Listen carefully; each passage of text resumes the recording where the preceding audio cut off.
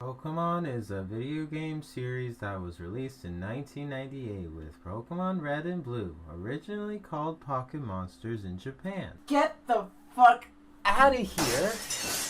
We don't need this. We don't need a history lesson on the Pokemon franchise every Pokemon related video, okay? We know what Pokemon is, okay? Everybody knows. I mostly play the main series Pokemon games, obviously, and I almost never play the spin-off Pokemon games. I played Pokemon Go, obviously, and I've played some of Pokemon Ranger when I was a kid, But I only remember them from that one episode of the anime, and Pokemon Mystery Dungeon wasn't really in my interests. I was going to talk about Legends Arceus in this video, but it turns out that's a main series game, so I'm going to save it for another day. So 2 years ago, I did make a video about Pokemon Battle Revolution, another Pokemon spin-off. That video sucks, don't watch it. Pokemon Battle Revolution is a Gen 4 battle simulator. And that's it. It's a game where you only point the Wii Remote at the screen for hours. Do you want one muscly arm? Because that's what you're going to get with this game. There's no exploration even though Colosseum and XD exist on the GameCube already. And they're playable on the Wii, so why do we have to navigate through menus until our arm goes numb?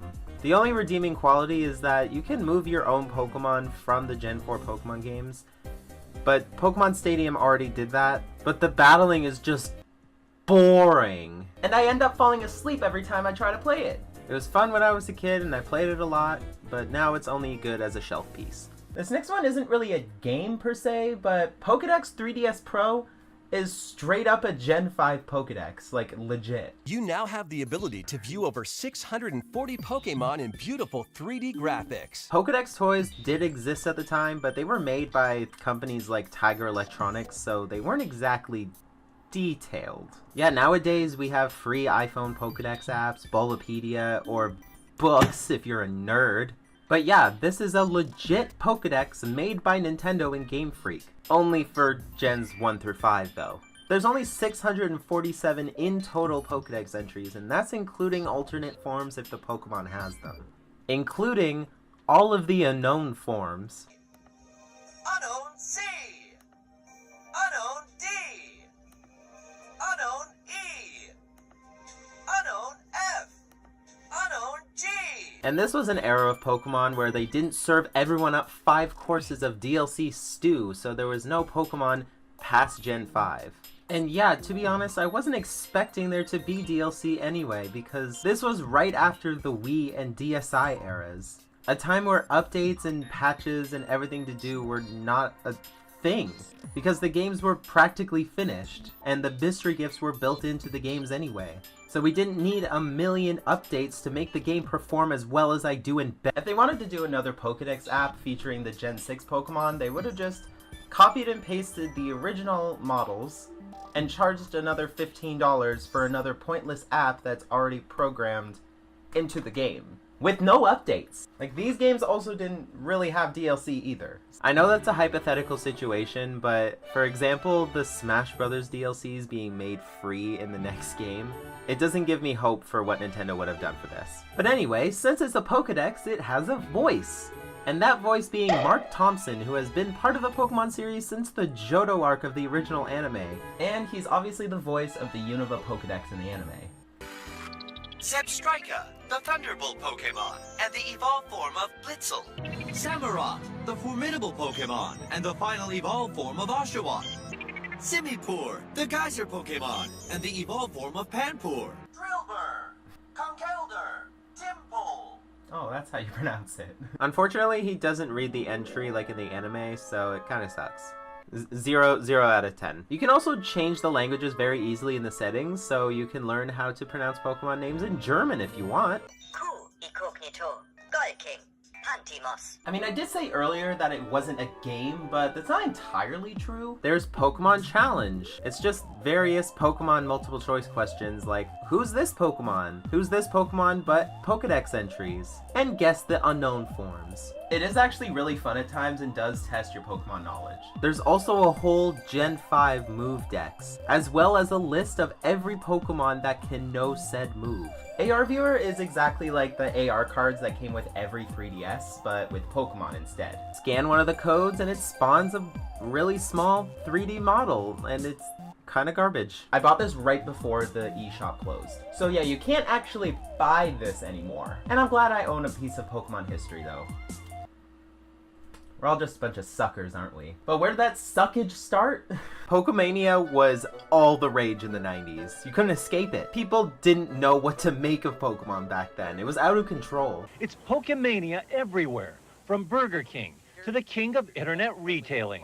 If you guys don't know what Pokemon is, you are Well, you're in need of some serious remedial toy education. Looking back at these news reports and B-roll footage of people back in 1999, they really had no idea how big this actually was going to be. This could be this year's Christmas boom. But some experts say the entire Pokemon phenomenon is the enemy. In my opinion, parents should not let their kids watch Pokemon, play Pokemon, buy Pokemon cards. And even parents were put in front of cameras and asked to explain what Pokemon was and had absolutely no idea. Can you explain Pokemon to me? Very vaguely. They have power balls, that's all I know. If it sounds like the kids are speaking another language, they are. The language of Pokemon. Pocket Monster, the spiral. And it stands for what? Male fertility. But these parents are actually pretty cool. Christina Levy spent $1,000 last month on Pokemon. Her kids call her Pokemom. It's a really social game, socially interacts with all the kids in the neighborhood. So as opposed to sitting in front of a television watching cartoons, he's interacting with kids. So I really am a fan of the game. And schools were just banning Pokemon cards because they thought that this was the equivalent of spending your life savings at a Vegas craps table. I don't have anything against them. I just don't want them to, distract us from what our job here is. School officials are finding that Pokemon cards are responsible for fistfights. Oh, okay, well that's actually a reason. But soon enough, a game was released that deleted the need to collect Pokemon cards physically. Pokemon Trading Card Game. The game. For the Game Boy. Girls can play this. Why can't it be called Game Boy Girl? This game solely exists as an excuse for parents so they don't have to spend thousands of their own dollars on cardboard rectangles and binders. And now that I'm an adult, that seems pretty smart, actually. It's actually a free-roaming 8-bit style game, sort of like Red and Blue, but the walking animation stops halfway through. And since it's sort of a spin-off, it's not as well made. They didn't really put as much oomph into this one as they would a main series game. But it has an 8-badge system while you actively run into your rival that's always one step ahead of you. Then you go and beat a Pokemon League at the end. Yeah, it's the same formula technically as the games that it's spinning off, but instead of catching Pokemon and using them in turn-based battles, you play the actual Pokemon trading card game. And it actively teaches you how to play the most basic form of the Pokemon TCG from the first generation. It tells you what you can and can't play so you can't cheat. You can actually go in any order of the gym that you want, with things that you have to do before you can challenge the gym sometimes, like having to beat 3 other NPCs in order for them to dox the location of the gym leader. And after you beat an NPC, you're actually rewarded with packs of cards from sets of the time. There's base set, jungle, and fossil expansions all within the game. And I'm definitely going to keep playing this one. Since it's on the Switch now, I can finally finish it on my own time. And I recommend it if you want to learn how to actually play the game for yourself. And yes, I have unopened packs of cards, okay? Here's my Obsidian Flames pack. Let's see, this has been in my collection for a while. I know it's one of the newer sets, but it has been in here for a while. I haven't really thought about opening it until a Pokemon related video. Since I don't really use these, here you go. There you go, you're welcome. Ooh, Smoliv, Pidgey, Combi, Varoom. Is that a vacuum cleaner? I don't know. Skarmory. Ooh, Espeon. Pretty cute. Sharpedo. Seismitoad. Bonsly. Gita. Okay. Nothing really interesting in there. Guess it's the Gita Reverse Hollow, but worst champion ever. Do you like to brush your teeth? Well, you can do that. But with Pikachu. Make daily toothbrushing time more fun with Pokemon Smile. Pokemon Smile is a toothbrushing game. Tool? Government face copier? That makes your children want to brush their teeth every night before they piss the bed. When this was first announced in a Nintendo Direct a couple years ago, I was more confused than anything. Kids nowadays can't even brush their teeth without Pokemon being involved, and yeah, it works. Yes, I know it's made for children. But it's also made for me, okay? It uses the front-facing camera to actually track your toothbrush as you brush the indicated parts of your mouth, causing your Pokemon to attack the purple goo invading your gums. Looks like grape jelly. And at the end, you get to catch the Pokemon that you saved from the cavity causing purple jelly. Weirdest thing I've said today. You basically fill up a Pokedex entry every time you brush your teeth, but only Gen 1 Pokemon though, because of course it is. I know a 23-year-old adult shouldn't be playing this who can just set a timer instead of using an app made for children. But fuck you, it's way better to see yourself with a Charmander hat on than it is to stare at your ugly face in the mirror. Okay, so Pokemon Smile is kind of weird. I love the chibi, art style.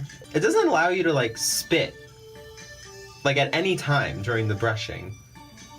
Which, you do get a lot of saliva in your mouth when you brush your teeth. And then it, gets angry with you when you leave the camera to go spit. Okay, I have to preload my toothbrush with everything before, because it doesn't even give you time. It gives you 5 seconds to prepare, okay? It makes brushing your teeth fun, and I have no problem with that. Even if you're a smelly old adult destined to never have any children of their own. You guys remember Pixelmon? You know, the Minecraft mod? No, not that one. Yes, that one, yes. The old version that made all the Pokemon blocks. That is what this game reminds me of. Pokemon Quest was technically the first Pokemon game ever on the Nintendo Switch, but it's a completely free game with a blocky art style. Your player heads for Tumble Cube Island to find some hidden treasure from a long-dead civilization. Or have to go do some grave robbing while befriending some blocky Pokemon. Sounds like fun. The game is okay. For a free game, I didn't expect much, but it's pretty fun, I guess. Again, these kinds of games aren't really for me. Go quest to quest, beating waves of wild Pokemon, then you have to fight a boss Pokemon. That's it. There's skill trees for your different friend Pokemon, so it's a bit of strategy and planning. You can use this pot to make various soups to attract more Pokemon to your camp.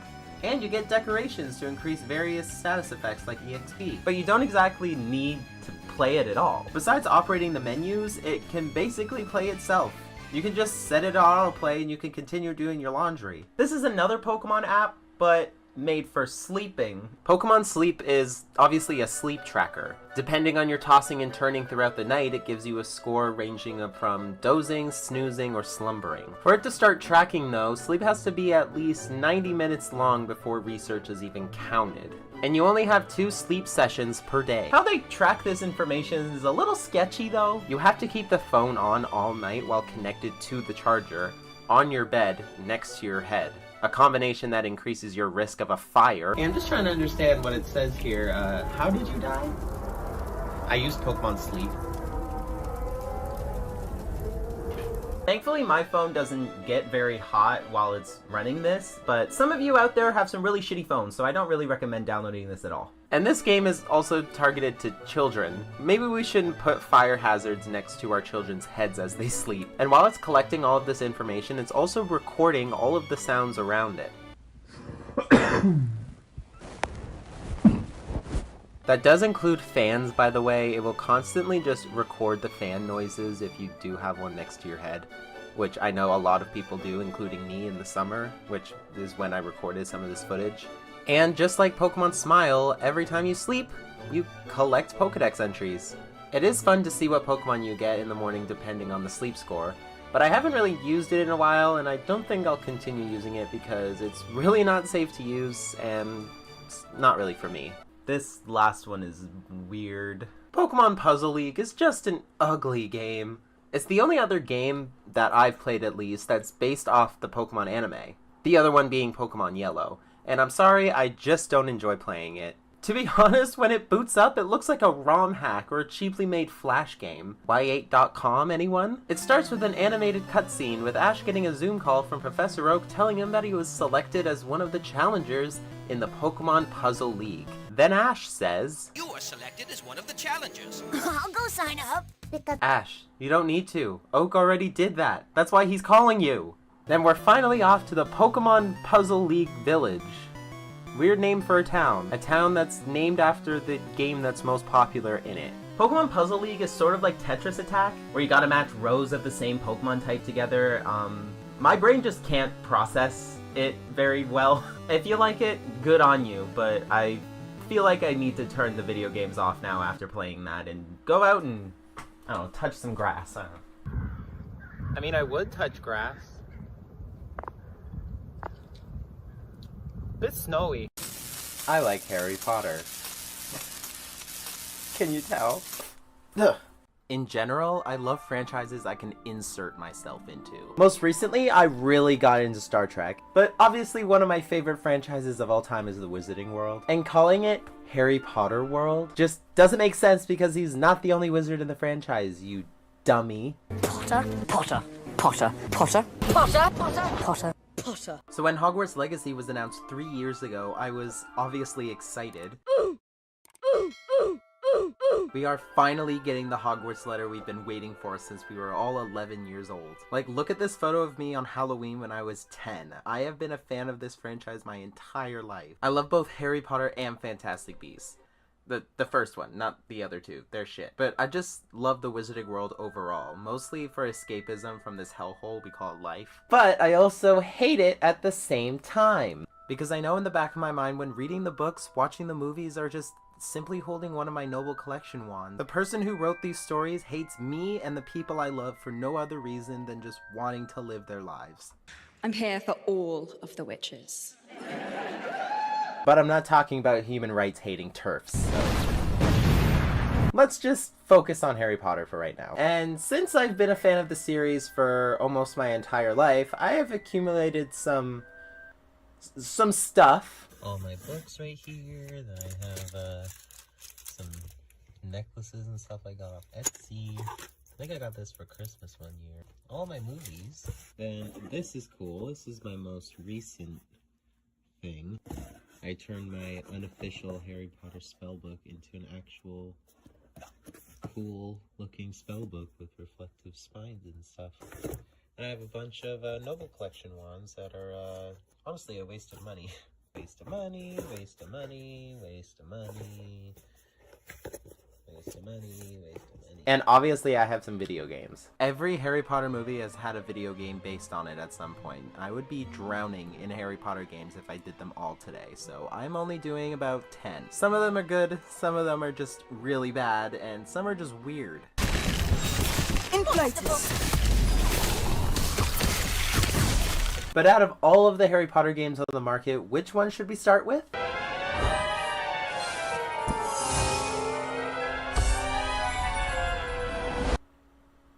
What? Not what you were expecting? Harry Potter Puzzles and Spells. You complete puzzles to unlock new spells, collect fantastic beasts, mix potions, all kinds of magical fun things. To complete said puzzles, you have to get a certain amount of things in a given amount of tries. Could be either the house crests, beans, platform 9 3/4 tickets, or just chocolate frogs. And all the stages are different scenes from the movies. I mean, I barely got through the Philosopher's Stone, but I'm assuming it could go as far as Deathly Hallows Part 2, but I don't care enough to bother. Nice work.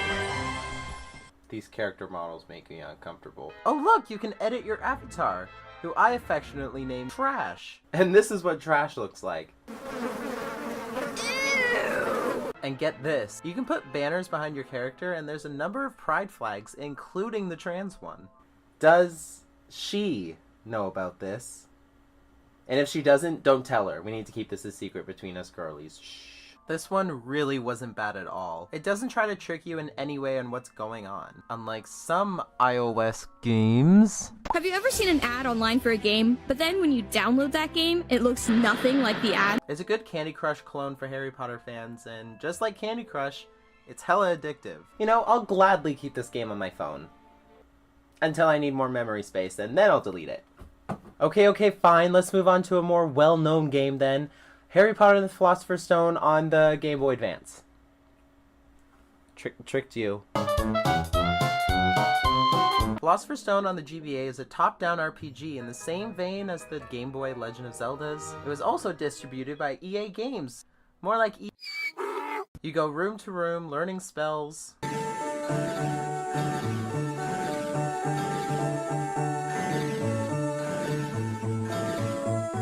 Yeah, that. Right. And fighting What are these? Aliens?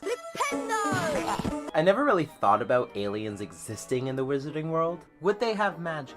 If they don't, would wizards consider them muggles? And if the wizarding world's universe muggles have their own first contact situation with said magical aliens, then would the regular wizards integrate with muggles? I have so many questions. Harry walks painfully slowly. The attack button is delayed, so you easily get hit by fast-moving enemies, and I hate it. Moving on. And this next game technically no longer exists. Just like Puzzles and Spells being a Candy Crush ripoff. I want everything to be perfect for my Dudley's special day. Harry Potter Wizards Unite is an absolute Pokemon Go ripoff. I can't play it anymore since it shut down in January 2022. I did play this game when it came out, and I don't really remember much about it since I deleted it straight after. Unlike Pokemon Go, where you can catch the Pokemon and use said data in other Pokemon games via Pokemon Home, with Wizards Unite, I was just wasting my limited amount of data to just really do nothing. And the trailers for it looked better than the game turned out to be.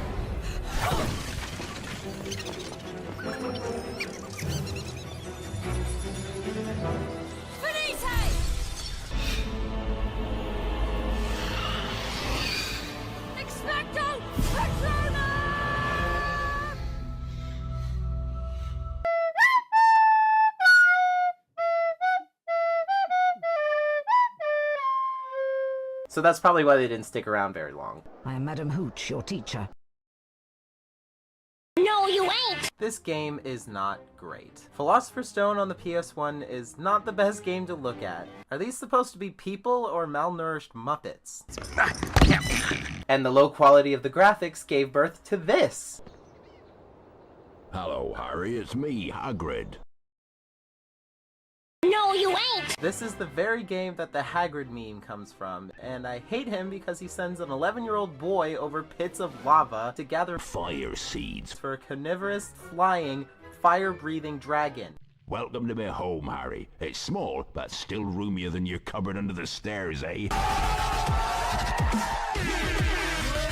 So anyway, at the start we get a storybook introduction summarizing the beginning of the first book. For the next 11 years, Harry lived with his dreadful step-parents, the Dursleys. Step-parents? I'm pretty sure it's his aunt and uncle, but I wouldn't know from what source material to get that information from. Where would we go for that for the fact check? Yeah, these are the same slides from the GBA game, just reused, upscaled, and put into a book animation. And I'm actually a fan of this old art style. Bing, bang, boom, we're in the main hall, and Dumbledore, for some reason, personally tells me the school announcements that he's supposed to stay in the Great Hall. Welcome to Hogwarts School of Witchcraft and Wizardry.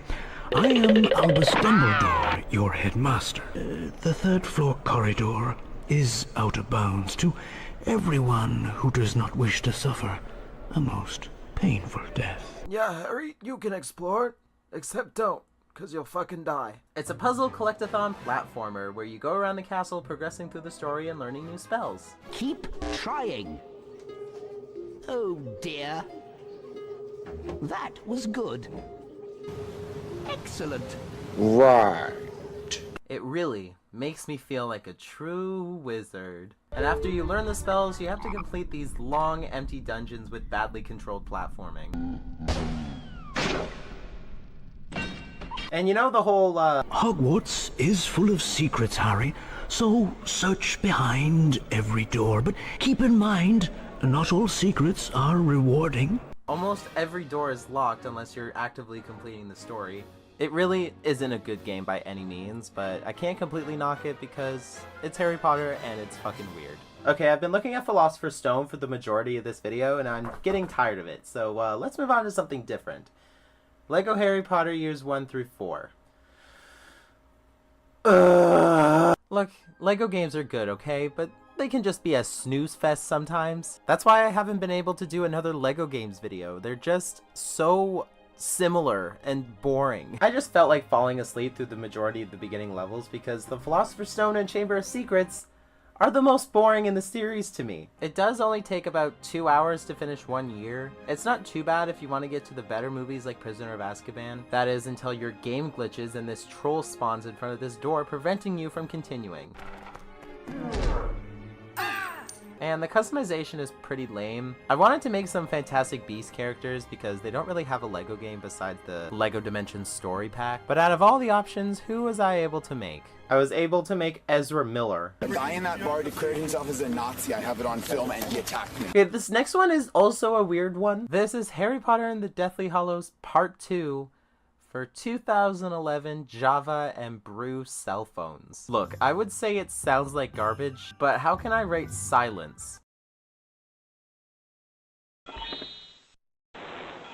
It looks more like an SNES game than anything. And obviously, I can't play this, but judging by the footage alone, I don't want to. Puzzles and Spells was good, so let's see if there's any other gems on the iPhone. Hi, I'm Bonnie Wright. And I'm Ivana Lynch. And we're here to tell you about a game that lets you experience the magic of Hogwarts for yourself.